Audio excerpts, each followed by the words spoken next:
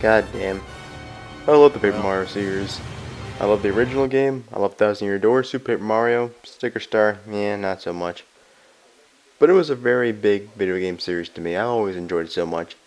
And of course, the newest edition of the series came out, Color Splash. And it had a lot of solid components to the game, but it's a bad game solely because of the battle mechanics. Simply put, the battle system, you gain things called battle cards throughout the game. They either are jumps, hammers, mushrooms, whatever. Sometimes they're fans, sometimes it's a piece of lemon. I'm not really sure why we have a fruit as one of our cards, but we do. Regardless, you can have any card possible. In battle, first you paint the cards, and then you use them against the enemies as your so-called attack. The problem is once you use the card, it goes away. It expires. You don't get it back. So that takes out a ton of the strategy in the game. The only real strategy is to get as many cards as possible. If you don't have enough cards, screw you, loser. You're not going to win the battle. Really, really annoying. Now, some enemies require you to only use the hammer. But let's say you don't have a hammer card. I know Mario has a hammer in his back pocket, but he's just going to be forced to jump on the enemy no matter what. Doesn't really make much sense at all, but that's how mechanics work. And once again, similar to Sticker Star, there are items that have come back that ruin the system completely.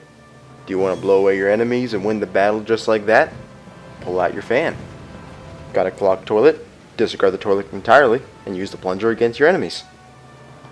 I mean, these battle cards that are essentially things you find in the game and transform into cards are one of the most broken parts about the game just solely because of how strong they are. It's not as bad as Sticker Star. Sticker Star was insanely broken because of it.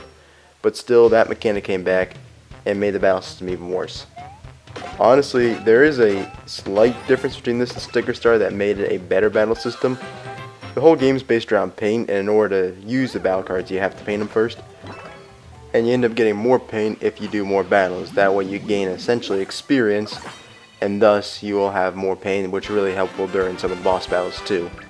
So it does remind me similar of FP. You know, the more FP you have, the better attacks can do. The more paint you have, the more variety attacks can do. But still, this is just a slight improvement that really doesn't overcompensate all the flaws with the battle system. And what sucks about this is it really overshadows what's actually a pretty solid game. The world might be the best part. It's a very fun world to explore. There is a lot of neat things you can find. And also, there's a lot of really interesting characters in the game. I do enjoy the Rescue Squad. I don't know, the Rescue Squad is pretty neat. I greatly enjoy the fact that you have Huey on your team. Not because Huey is a very useful person. No, he's very, very annoying. But every single time, he's always shoved in Mario's pants. And he's probably eating a ton of farts down there. So I really do enjoy that aspect of the game.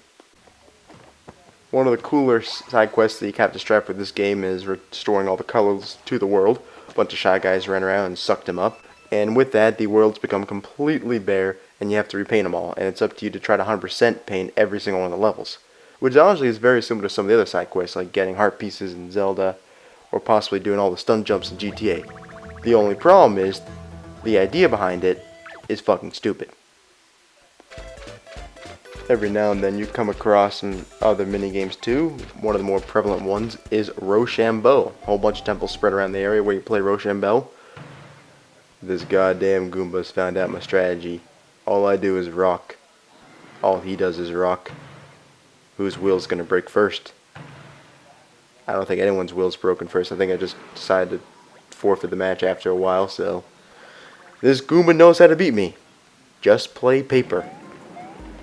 The game has a lot of great humor too. I mean, you're about 10 minutes into the game, already one of the Toads is telling you to massacre everyone. And then you have this shy guy here who's just having himself a pleasurable day. You know, there's a lot of hidden humor in this game, and a lot of it does actually relate to an older audience, which is something I found very, very entertaining. Even though the game is rated E for everyone. Funny how that works. But at the end of the day, all of this greatness is overshadowed by the battle system. Think about it this way. Imagine your favorite roller coaster. It's super fun, high speeds, you do a bunch of loops, go over a bunch of hills, all that stuff. It's really awesome. Then you come to the end of the track, and they forgot to design the final piece of track. So instead you go flying off the track, crash and burn. And all the fun, all the goodness you had, all ruined. Another thing that sucks too, is remember there was a game, Kingdom Hearts Chain of Memories, that was all based around using cards in the battle system. But what they did was made it so you kept the cards you had. You didn't get a ton, but you kept the cards that you used, and you were able to organize a limited amount in your deck, use that deck in all your battles. And I think that concept would have worked really well here. There's a lot of diversity in the cards and a lot of different ways you can utilize them in battles.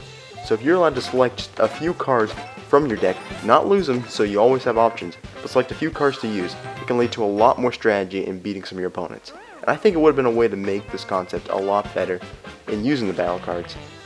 Alas, that did not happen, and instead it's all quantity based. So real disappointing in this game that for how good Paper Mario has been, this stupid ass battle system has stayed for another game. Hopefully by the time they make the 6th one it is gone, but I have very little faith in that.